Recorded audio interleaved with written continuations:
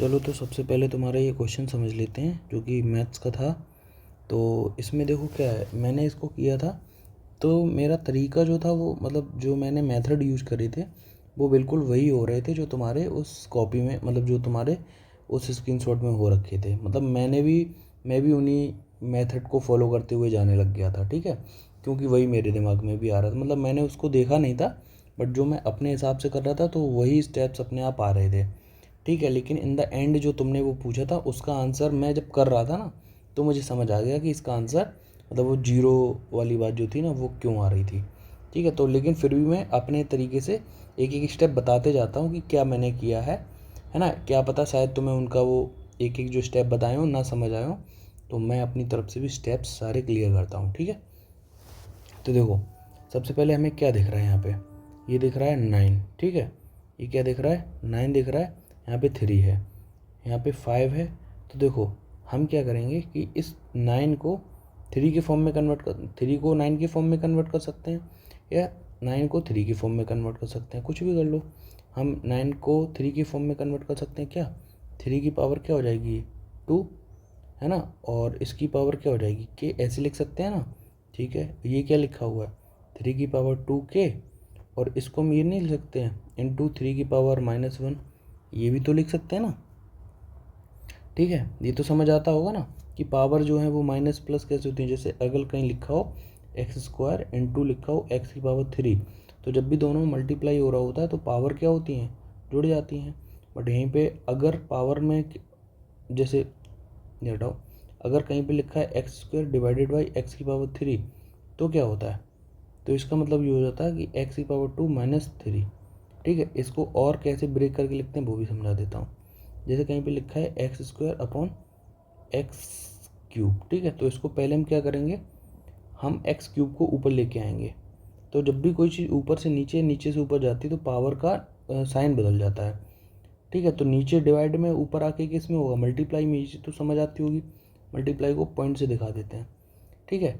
अच्छा अब ये तो समझ आ रहा है कि नीचे से ऊपर आएगा तो मल्टीप्लाई में आएगा, ऊपर से नीचे जाएगा तो डिवाइड में जाएगा, ठीक है। दो चीज़ें बदल रही हैं, एक तो ऑपरेशन बदल रहा है, दूसरा साइन बदल रहा है किसका, पावर का। नीचे क्या था x की पावर 3 प्लस की थी, अब हो जाएगी माइनस की, ठीक है। इतना समझ आ गया। इसके बाद हम क्या कर सकते हैं, जब भी माइनस पॉइंट लगा होता है मतलब मल्टीप्लाई में होते हैं तो पावर क्या होती है, जुड़ती हैं। तो x की पावर 2 और प्लस -3, पावर जो थी वो हमने लिख दी और प्लस बीच में साइन लगा दिया। इसको हम क्या लिखेंगे, x की पावर 2 -3 हो जाएगा, ठीक है। ये शायद तुम्हें पता होगा बट मैं बता रहा हूँ ये सोचकर कि तुम्हें नहीं पता है, ठीक है। तो ये तो बेसिक सी चीज़ थी, अगर नहीं आती है तब भी तुम मुझे बता देना ये चीज़ मुझे नहीं आती है तो मैं इसको और अच्छे से एक्सप्लेन कर दूंगा, ठीक है। आगे बढ़ते हैं। तो वही चीज़ मैंने यहाँ पे की है क्या, कि जैसे यहाँ पे लिखा हो 2k, ठीक है, और अपॉन में लिखा हो 3, ठीक है। अब नीचे कुछ नहीं लिखा तो इसकी पावर हम 1 मान लेंगे। इसको हम सबसे पहले ऊपर लाएंगे, तो जो 3 की पावर 2k लिखा वो लिखा रहने, नीचे 3 की पावर 1 जो है वो पहले ऊपर आएगा। तो पहले तो डिवाइड में है तो ऊपर का आके क्या होगा, मल्टीप्लाई, और साइन क्या हो जाएगा, माइनस का। अब हम इसको क्या लिख सकते हैं, 3 की पावर 2k -1 डायरेक्टली। वैसे बीच में प्लस आएगा पहले बट माइनस और प्लस माइनस हो जाएगा तो इसलिए हमने डायरेक्टली माइनस लिख दिया है, ठीक है। तो ये लिख दिया हमने 3 की पावर 2k -1, मतलब कहाँ पे, जहाँ पे लिखा था 3 की पावर 2k अपॉन 3 उसको हमने लिख दिया 3 की पावर 2k -1। अब यहाँ पर हमारे पास देखो, यहाँ पर लिखा हुआ है 3 की पावर 2k -1, मतलब हमारे पास ये लिखा हुआ है ऑलरेडी। इसको हमें इस फॉर्म में कन्वर्ट करना है तो हम डायरेक्ट लिख देंगे। इतना तो समझ आ रहा हो, हम क्या लिख देंगे 3, ठीक है। इतना समझ आ गया, नहीं आया हो तो बता देना। आगे बढ़ते हैं, ये क्या लिखा है 2/3। ये देखो इसमें भी हम क्या कर सकते हैं, ये लिखा है 5 की पावर k इंटू 5 की पावर 1/2। ये तो हम डायरेक्ट लिख सकते हैं, क्यों, क्योंकि बीच में प्लस लगा है तो हमने मल्टीप्लाई करके लिख दिया। इसका उल्टा ऑपरेशन हमें पता है, जब भी दो बेसिस के बीच में जब पावर सेम होती है, पावर अलग अलग होती है, उन पावर का सम कर देते हैं, बेस सेम होता है तब, और बीच में मल्टीप्लाई होना चाहिए।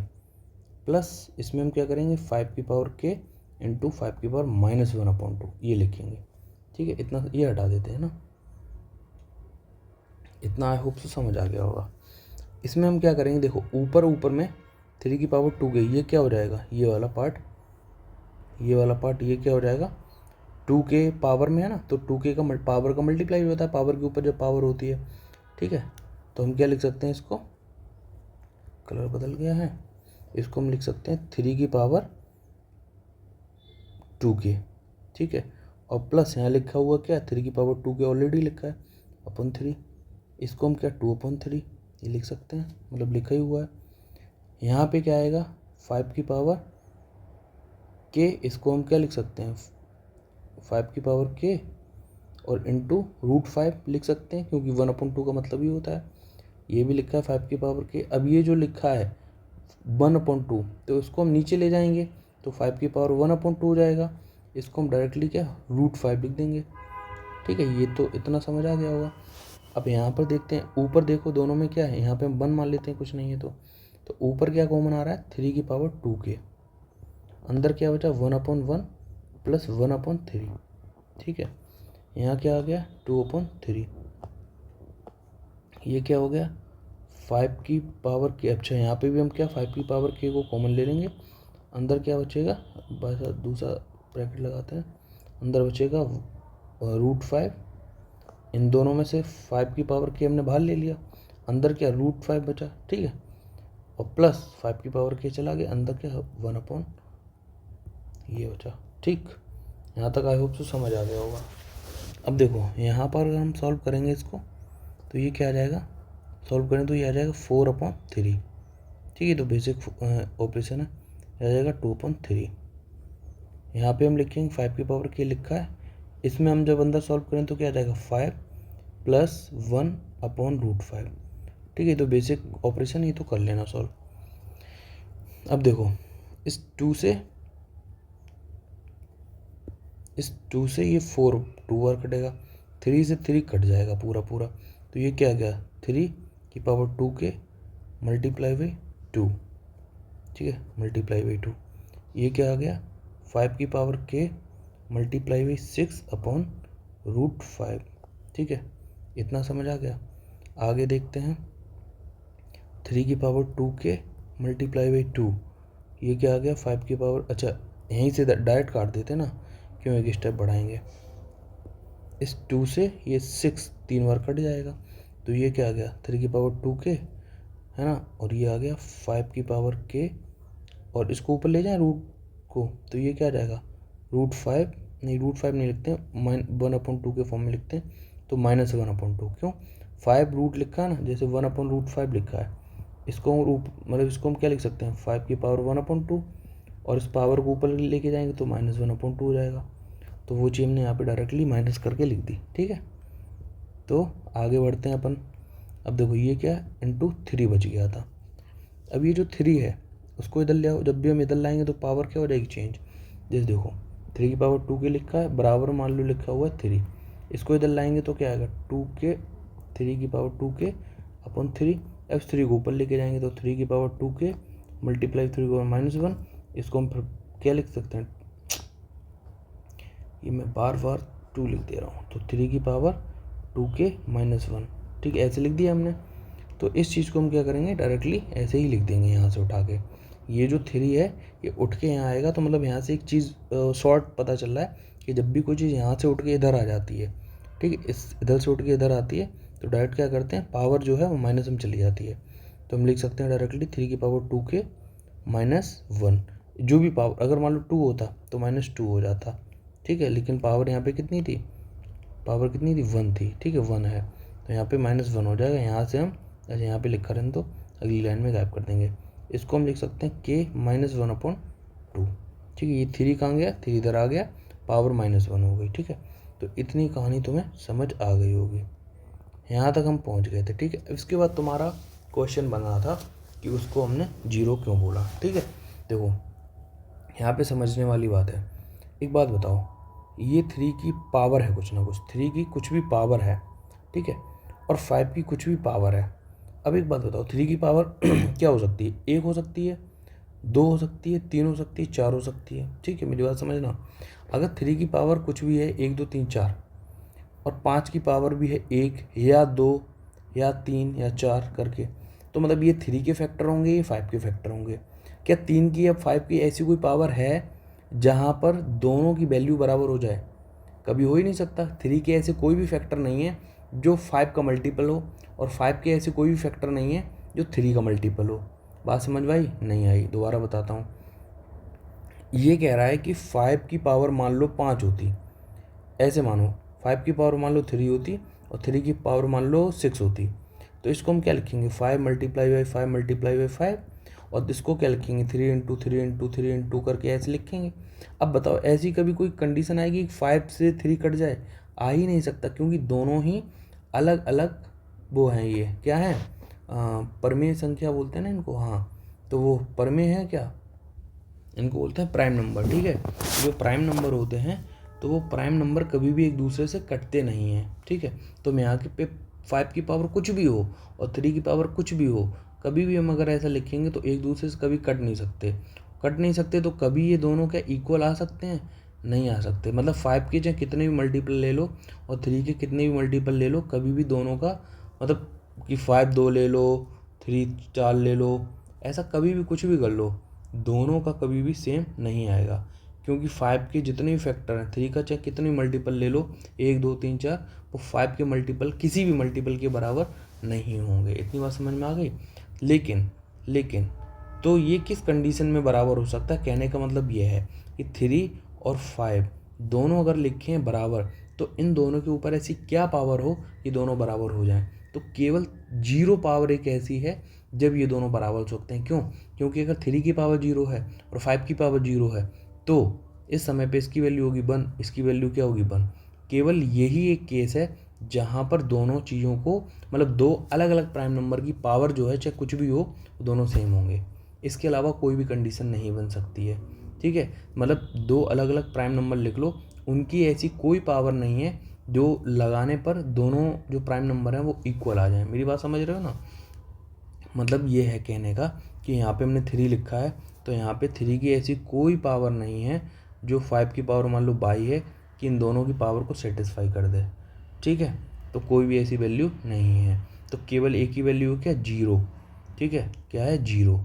तो 0 मतलब इज़ द ओनली आंसर जहाँ पर दोनों अलग अलग प्राइम नंबर की पावर्स जो भी हैं वो होंगी, उसके बाद में दोनों पूरी वैल्यू जो है, मतलब ये पूरी वैल्यू और ये पूरी वैल्यू सेम हो जाएगी।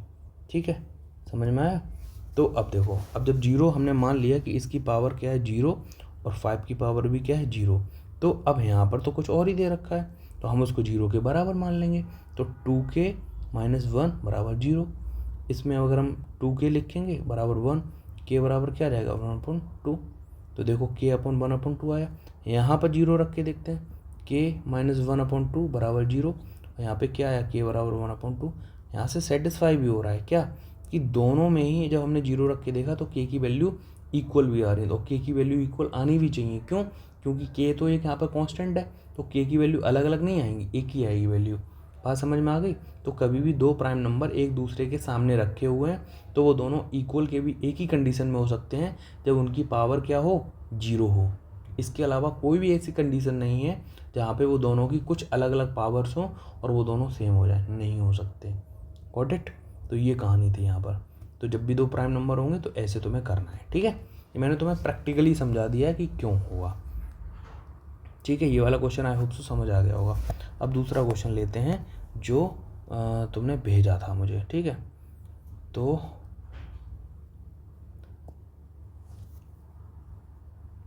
ये वाला क्वेश्चन था, है ना? ये सानू ने भेजे थे, उनको भी ले लेते हैं। तो सबसे पहले कहाँ गया? ये वाला क्वेश्चन समझते हैं। ये तो पूरा इसी में घुस गया है, इसको हटा लेते हैं ना।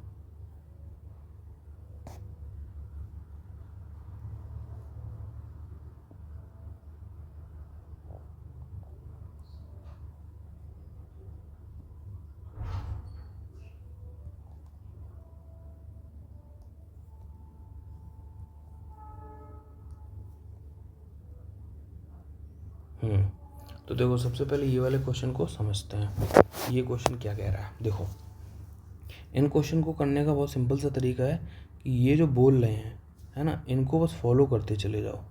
ठीक है, क्या करना है? फॉलो करना है। तो सबसे पहले इन्होंने क्या बोला है? इन्होंने बोला है कि इन अ रो और इन अ रो ऑल फेसिंग नॉर्थ। ठीक है, क्या कह रहे हैं कि सारे लोग, ये एक रो है, सारे लोग किधर, नॉर्थ की तरफ देख रहे हैं, ठीक है। Rikshit, whatever the name, Rikshit is 31st from the right end, right end से मतलब इस साइड से 31st है, तो हम मान लेते हैं जस्ट यहाँ पर, ठीक है। यहाँ पर है कौन, रिक्सित, जो कि कौन से नंबर पे, 31st नंबर पे है। इस बात से इसलिए बैठाना 31st, ठीक है। इसका मतलब क्या है कि इस साइड में यहाँ से लेके यहाँ तक 30 लोग बैठे होंगे, ठीक है। बस ये चीज़ समझ लेना, जब भी उसने बोला कि 31st नंबर पे इधर इस साइड से, इस साइड से, तो मतलब इसके पीछे 30 लोग बैठे होंगे। बात समझ में आ गई, ठीक है। आगे बढ़ते हैं। And Palak is 32 from the right hand. अच्छा, ये भी राइट हैंड से, ये पलक भी जो है वो किधर से, राइट हैंड पे है, यहाँ पर है, ठीक है। अरे इसको हटाना है केवल, हाँ ठीक है। पलक कहाँ पे, 32, मतलब उसके जस्ट बगल में ही है, ठीक है। यहाँ पे कौन है, पलक है। इतनी बात समझ आ गई, ये तो बहुत इजी सी बात थी। दोबारा समझाऊँ क्या, देखो दोबारा से हटाता हूँ, शुरू समझाता हूँ शुरू से। देखो क्या कह रहा है, क्या कह रहा है कि सारे लोग यहाँ से लेके यहाँ तक बैठे हुए हैं, नॉर्थ की तरफ देख रहे हैं, ठीक है। ऊपर की तरफ नॉर्थ की तरफ देख रहे हैं, ठीक है। पहली लाइन कह रहा है कि रिक्सित जो है ना, रिक्सित जो है वो किधर बैठा है, 31st नंबर पे बैठा है। देखो लिखा है 31st from the right hand, right and की तरफ से, राइट एंड की तरफ से 31st पे। तो 31st हमने जस्ट मान लिया कि यहाँ पर होगा कहीं, तो ये क्या है, 31st। यहाँ पे कौन है, रिक्सित है, ठीक है। हमने आर बना दिया इस बार। तो इसका मतलब ये है कि यहाँ से लेके यहाँ तक कितने लोग बैठे होंगे, 30, क्योंकि इसके बाद वाला 31st पे है ना। आगे लाइन क्या कह रहा है कि पलक इज 32nd, 32 है ना, तो 32nd का मतलब ये होगा कि यहाँ पर जस्ट उसके बगल में बैठा होगा, मतलब बैठी होगी, पलक नाम है ना, तो यहाँ पे पलक बैठी हुई है, ठीक है। बहुत बात बढ़िया। आगे बढ़ते हैं कि the number of people between Palak and Rikshit is same. ये क्या अगर Palak is 32 second from the right hand और Rikshit is 31st from the right hand and Palak is 32 from the right hand, दोनों ही राइट हैंड से हैं, तो फिर एक का भी नंबर नहीं होना चाहिए। ये कह रहा है कि the number of the people between the Palak and Rikshit is same as the number of the people, as the number of the people between the Palak and Huma. अब इन दोनों के बीच में तो एक भी नहीं है, तो कह रहा है कि क्या कह रहा है कि the number of the people between the Palak and Rikshit same है, ठीक है, बिल्कुल सेम है, जो कि पलक और हुमा के बीच में है। तो रिक्सित और पलक के बीच में तो 0 है, तो हुमा और पलक के बीच में भी कितना हो जाएगा, 0 हो जाएगा इसका मतलब तो, ठीक है। यहाँ पे हम हुमा लिख देते हैं। इतनी बात समझ आ गई, मतलब यही मुझे समझ आ रहा है, क्योंकि देखो ये 31st पे राइट हैंड से, ये भी 32nd पे राइट हैंड से, तो दोनों के बीच में तो 0 हो गया। अगर लेफ्ट बोलता तो बात कहानी अलग हो जाती। अब ये कह रहा है कि जितने लोग पलक और रिक्सित के बीच में, उतने ही पलक और हुमा के बीच में है। अब जितने रिक्सित और पलक के बीच में तो 0 है, तो हुमा के बीच में 0 होगा, ठीक है। अब अगर मान लो 2 लोग होते तो बात होती कि इधर या उधर, ठीक है, छोड़ो। आगे देखो, ये दिमाग से हमारा number of the people between the Palak and Huma मतलब सेम है, मतलब 0 है, ठीक है। अच्छा आगे क्या कह रहा है, if Huma is 10th from the left hand. ये कह रहा है कि इधर से ये जो है ये 10th नंबर पे है। अगर ये 10th नंबर पे है तो इसका मतलब है कि इसके पीछे यहाँ तक कितने लोग होंगे, 9 लोग होंगे। बात समझ में आ गई, ठीक है। तो देखो 9 लोग तो ये हो गए और 30 लोग इसके पीछे हो गए और 3 लोग ये हो गए, ठीक है। तो कितने हो गए, 9 + 1 + 1 + 1 और +30। नंबर कितना हो गया, 9 10 11 12, 12 + 30 यानी कितना हो गया, 42 हो गया आंसर। तो आंसर 42 होना चाहिए, ठीक है। तो अब आंसर तो मुझे नहीं पता सही, तो मेरे अकॉर्डिंग तो 42 होना चाहिए। क्वेश्चन तो समझ आ गया होगा जितना मैंने समझाया है, इसमें कुछ भी नहीं है इन क्वेश्चन में, बस जो बोल रहे हैं उसको फॉलो करते जाओ, उसको फॉलो करते जाओ, ठीक है। इससे रिलेटेड और क्वेश्चन ढूंढ लेना। अगर इस टॉपिक में ही दिक्कत है तो इस टॉपिक को मैं और अच्छे से कुछ क्वेश्चंस लेके समझा दूंगा, ठीक है, बार बार, तो शायद तुम्हारी प्रॉब्लम सॉल्व हो जाए, ठीक है। आगे बढ़ते हैं अपन। ये सानू ने एक क्वेश्चन भेजा था, जिसको समझने की कोशिश करते हैं। देखो ये क्या कह रहा है कि अ मदर टोल्ड हर सन, एक मम्मी जो है वो अपने बेटे को बताती हैं I was of current age when you were born. अच्छा, जब तुम पैदा हुए थे तो मैं उतनी बड़ी थी जितनी तुम आज हो। ठीक है, बहुत बढ़िया बात है। मतलब मान लो कि सन जो है वो अगर एक्स एज का है, ठीक है, तो मॉम जो थी वो तब एक्स की थी जब सन जो है जीरो का था। जीरो मतलब बॉर्न हुआ था तो जीरो हो गया, लेकिन सन आज एक्स का है ना, तो इसका मतलब आज मॉम कितनी हो गई, तो 2x हो गई। इतनी बात तो समझ आ गई ना। ठीक है, मतलब क्या कह रही हैं कि मम्मी ये कह रही हैं, दोबारा समझो, मम्मी ये कह रही हैं कि बेटा जब तुम पैदा हुए थे, मतलब आज जितने साल के हो, है ना, आज जितने साल के हो, मान लो ऐसे वैसे समझते हैं मैथ में, तो मान लो सन जो है वो 10 साल का है, वो ये कह रही हैं, नहीं 10 नहीं, थोड़ा और बड़ा मानते हैं, मान लो वो बोल रही हैं कि 20 साल का है। ठीक है, अपने बेटे से कह रही हैं कि बेटे जब तुम पैदा हुए थे तो मैं उतने साल की थी जितने तुम आज हो। ठीक है, तो मतलब सन आज है मान लो 20 साल का, तो उसकी मम्मी जब ये सन पैदा हुआ था तब 20 साल की थी, तो आज मम्मी कितनी होंगी, 40 साल की हो जाएंगी ना, क्योंकि एक तो 20 साल से वो आज तक की एज है ना, और बेटा जो है वो 20 साल का हो गया है, तो टोटल 40। इतनी बात समझ आ गई। तो हम अभी 20 नहीं लेंगे, हम एक्स करके समझेंगे। तो अगर सन एक्स था आज, है ना, तो मम्मी जो है वो क्या हो गई, 2x हो गई। प्रेजेंट एज की बात हो रही है। ठीक है, if the son was 16 5 years ago. अच्छा, 16 5 ईयर्स एगो। अच्छा ठीक है, अब ये कहने कि अगर बेटा जो है वो 5 साल पहले 16 साल का था, ठीक है, मॉम की एज कितनी है, प्रेजेंट एज 2x, बेटे कितनी है x। ठीक है, तो बेटा x माइनस 5, ठीक है, कितने साल का था, x माइनस 5 कर दें तब ये 16 साल का था। ठीक है, तो 2x की वैल्यू पूछी गई है, तो x की वैल्यू पता कर लो, 16 प्लस 5, ये कितना हो गया, 16 5 21, और 2x मम्मी की एज है, यही तो पूछा है ना, करंट एज ऑफ मदर, तो 2x बराबर हो जाएगा 21 मल्टीप्लाई बाई 2, यानी कितना हो जाएगा 42। अरे वाह, इसका भी आंसर 42 है, इसका भी आंसर 42 था, इसका भी आंसर 42 है। ठीक है, क्वेश्चन समझ आया, दोबारा समझाता हूँ, नहीं आया होगा शायद समझ में। देखो शुरू समझाता हूँ दोबारा से, है ना, कलर चेंज करके समझाता हूँ। मान लो मम्मी जो है, मॉम जो है, ठीक है, नहीं सन सन सन, इसके हिंदी वाले पार्ट को पढ़ते हैं। एक माँ ने अपने बेटे से कहा, जब आप पैदा हुए थे तब मैं आपकी वर्तमान उम्र की थी। मतलब बेटा जब पैदा हुआ था तब मम्मी, जब बेटे की एज कितनी थी, 0, तब मम्मी कितनी थी, मम्मी थी उतनी जितनी आज बेटा है। तो बेटा आज मान लो सन की आज की एज है x, ठीक है, तब मम्मी x साल की थी जब बेटा 0 था। और सन जब x का है तो मम्मी कितनी हो जाएंगी, 2x हो जाएंगी। मतलब बात समझ रहे हो ना, ये बहुत सिंपल सी बात है। जब वो सन x का था तब वो 0 थी, मतलब सॉरी, जब सन 0 था तब वो x की थी, सॉरी मम्मी x की थी। तो जब सन x का हो गया तो मम्मी 2x हो जाएंगी, क्योंकि उतनी ही एज आगे बढ़ गई ना। समझ में आ गया। तो बस अब यही कह रहा है कि, तो यहाँ से ही हमें पता चल रहा है कि दोनों की एज का जो करंट एज का रेशियो है वो 1:2 है।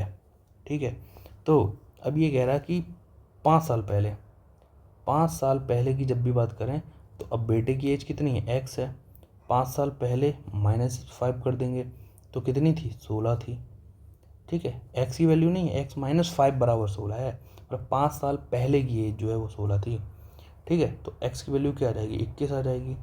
और मम्मी की हमने प्रेजेंटेज कितनी मानी है, 2x मानी है। ठीक है, तो 2 का मल्टीप्लाई कर देंगे तो कितना आ जाएगा, 42 आ जाएगा। इन्होंने वही सब कुछ समझाया। देखो 21 साल है, 21 साल जोड़ा है, ये मुझे उतना समझ नहीं आ रहा। ठीक है, तो ये मतलब बहुत सिंपल सा तरीका है, दो ही लाइन का है, ऐसा कुछ है भी नहीं बहुत बड़ा। मुश्किल से 30 सेकंड लगेंगे इसको सॉल्व करने में, तो इतना ज़्यादा ट्रिक के पीछे भागने की ज़रूरत भी है नहीं। ठीक, आगे बढ़ें। ये वाला क्वेश्चन है, इसमें क्या कह रहा है, a person divided a certain sum between his 3 son in the ratio of this, ठीक है। मतलब ये कह रहा है कि एक पर्सन ने अपने बेटों में कोई जो भी चीज़ें हैं, संपत्ति है, 3 रेशियो में बांटी है, 3x 5x 4x, ठीक है। हमने x के फॉर्म में मान लिया, ठीक है। ये मतलब x इसलिए मान लिया क्योंकि ये एब्सोल्यूट वैल्यू आ गई, ये रेशियो की वैल्यू नहीं है। x की कुछ भी वैल्यू पुट करोगे तो वो उसकी एब्सोल्यूट का मतलब एक्चुअल वैल्यू आ जाएगी, ठीक है। अब वो कह रहा है कि अगर उसने इस रेट में बांटी होती तो पहले वाले को जितनी मिली है ना, क्या कह रहा है, who got the at least share, दोबारा समझते हैं, the son who got the least share would have got इतने रुपए। अच्छा, तो जो सबसे मतलब अगर इस रेशियो में बांटी होती 1/3 1/4, और इसको पहले तो सिंपल रेशियो में बना लो। तो सिंपल रेशियो बनाने के लिए क्या करते हैं, एलसीएम लेते हैं, एलसीएम का मल्टीप्लाई कर देते हैं, ठीक है। तो एलसीएम क्या आ जाएगा इनका, 5 को 20 तो 60 आ जाएगा। तो मल्टीप्लाई कर देंगे, 1/3 मल्टीप्लाई बाई 60, 1/4 मल्टीप्लाई बाई 60, ठीक है, 1/5 मल्टीप्लाई बाई 60। इससे ये कट गया 20 बार, इससे ये कट गया 15 बार, और ये कट गया 12 बार। तो यानी 20 रेशियो 15 रेशियो 12, ठीक है। तो ये रेशियो है, इसको हटा दें, हटा दो। तो अब क्या कह रहा है कि इस रेशियो को बदलना है, ठीक है। मतलब इस रेशियो में बांटा है, अगर वो इस रेशियो में बांटता, ये कह रहा है मतलब कि अगर वो इस रेशियो में बांटता तो पहले जो सबसे जिसको कम मिला था, क्या कह रहा है, the son who got least share would got, Hindi में पढ़े ना क्या, यदि किसी व्यक्ति ने अनुपात में विभाजित किया होता तो उसके उसके उस बेटे को जिसे पहले कम, हाँ, तो जिसे पहले कम हिस्सा मिला था उसे इतने रुपए मिलते हैं। तो पहले कम हिस्सा मिला था यानी कि 3x, ठीक है ना, 3x वाले को, तो यानी कि ये 20 रुपये वाला है। मतलब इसको ABC करके बोल सकते थे ना, ऐसे हम बोल सकते हैं, ये A है, ये B है, ये C है। यहाँ पर A ये है, B ये है, C ये है, ठीक है।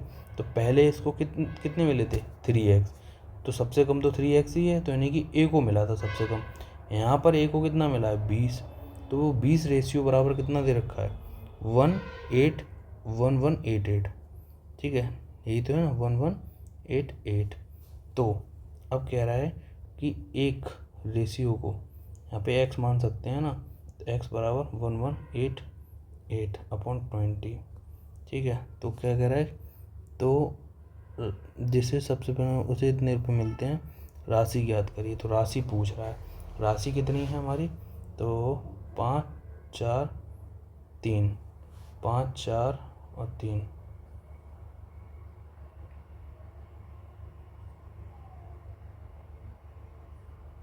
तो 5 4, ये x की वैल्यू आ गई ना, तो 5 4 9 10 11 12 x है टोटल, ठीक है। तो 12x के अकॉर्डिंग, अच्छा 1 मिनट, इसमें मैंने एक गलती कर दी है क्वेश्चन को पढ़ने में।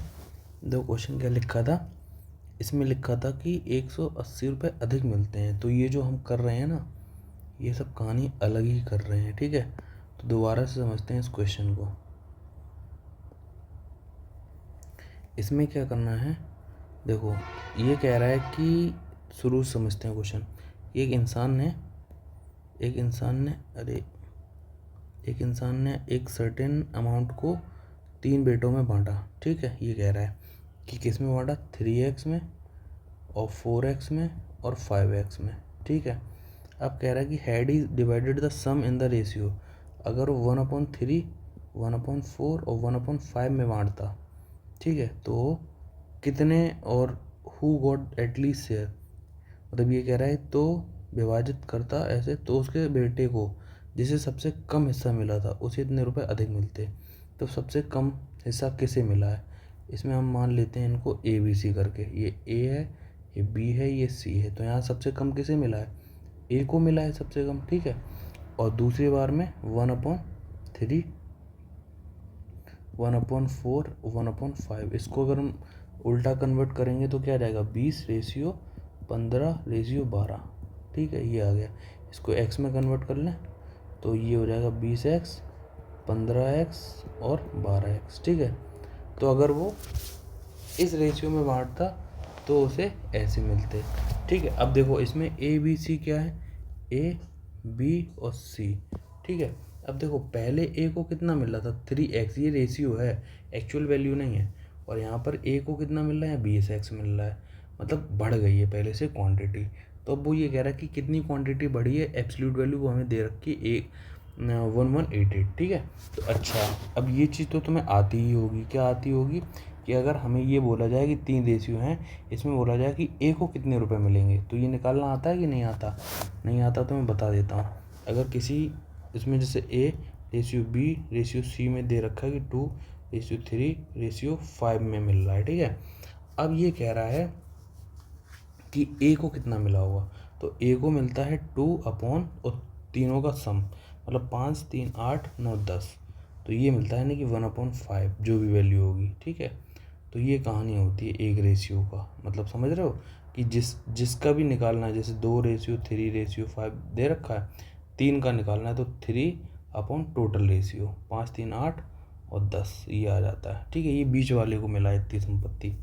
ठीक है, अब जो भी एक की वैल्यू होगी, मतलब 1 रेशियो की वैल्यू होगी, वो मल्टीप्लाई हो जाएगी। ठीक है, तो वही आ जाएगा निकल के। तो हमें मतलब एक रेशियो की वैल्यू निकालनी है। तो अब ये दे रखा है, इसमें बोला जा गया कि सबसे कम किसको मिली है, ए को मिली है। तो ए को सबसे कम तो मिली है, लेकिन कितनी मिली है वो निकालना है। तो ये कितनी हो जाएगी ए की वैल्यू पहले, तो ये थी 3x अपॉन 3 4 और 5, यानी ये हो गया 12x, यानी कि 1/4। ठीक है, ए को पहले मिली थी। अच्छा, अब ए को कितनी मिली है 20x। ठीक है, तो यहाँ पे अगर नई वैल्यू निकालेंगे तो आ जाएगी 20x डिवाइडेड बाई 20 15 और 12, ये कितना हो जाएगा 47x हो जाएगा। ठीक है, तो x कट जाएगी, कितना आ गया 20/47, ये नई वैल्यू है। ठीक है, ये तो रेशियो में निकल के आ रहा है, लेकिन एक्चुअल वैल्यू हमें दे रखी है, मतलब इसका और इसका डिफरेंस दे रखा है। क्या डिफरेंस है, मतलब ये कह रहा है कि अब जो वैल्यू मिली है नई, जो नई वैल्यू मिली है वो पहली वाली वैल्यू से कितना ज़्यादा है 1188, इतना ज़्यादा है। तो इसको सॉल्व कर लो, ये कितना आ जाएगा 47 मल्टीप्लाई बाई 4, ये आ जाएगा 20 × 4 माइनस 47 बराबर 1188। इधर ये मल्टीप्लाई हो जाएगा, ये जाएगा 80 माइनस 47 बराबर 1188। ये क्या आ जाएगा, 10 में से 7 गए 3, 7 में 4 गए 3, 118 मल्टीप्लाई 4 7 इंटू 4। ठीक है, 1188 इंटू 47 इंटू 4, यहाँ पे एक रेशियो की वैल्यू निकाल लो, 8 8 इंटू 4 7 इंटू 4 अपॉन 33। ठीक है, तो कितना हो जाएगा ये कैलकुलेट कर लो। ठीक है, तो ये आ जाएगा 99, कितना आएगा 1188 डिवाइड बाई 36 आ जाएगा ये।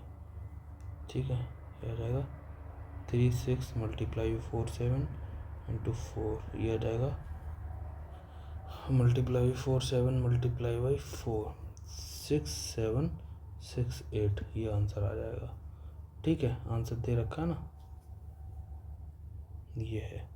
तो इस तरह से 6768 आएगा। ठीक है, तो क्वेश्चन बहुत सिंपल था, बस ये पढ़ने का ध्यान रखो कि यहाँ पे दे रखा है कि अधिक मिलते हैं। अब जैसे मैंने नहीं पढ़ा अधिक मिलते हैं, मैं लगा पड़ा हूँ सॉल्व करने में, यही गलती हो जाती है। ठीक है, तो क्वेश्चन समझ में आया। यहाँ पे बस एक चीज़ याद रखना, ऐसे मत करना कि मान लो इस क्या हो रहा है, ये क्या हो रहा भाई,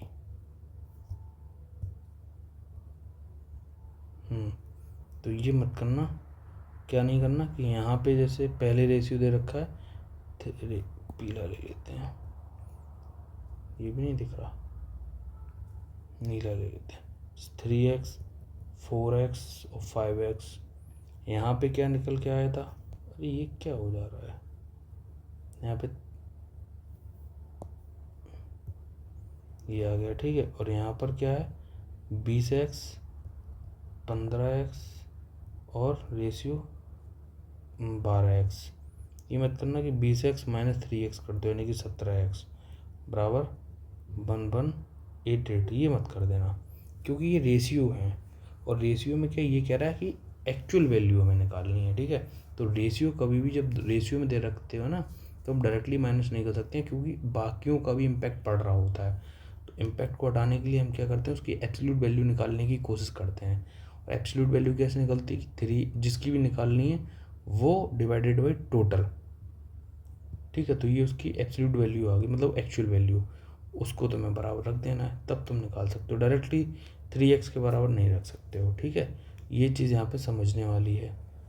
तो बस इस तरह से ये क्वेश्चन हो जाते हैं पूरे तुम्हारे, ठीक है। और कोई भी कोई डाउट हो तो डाल देना ग्रुप में।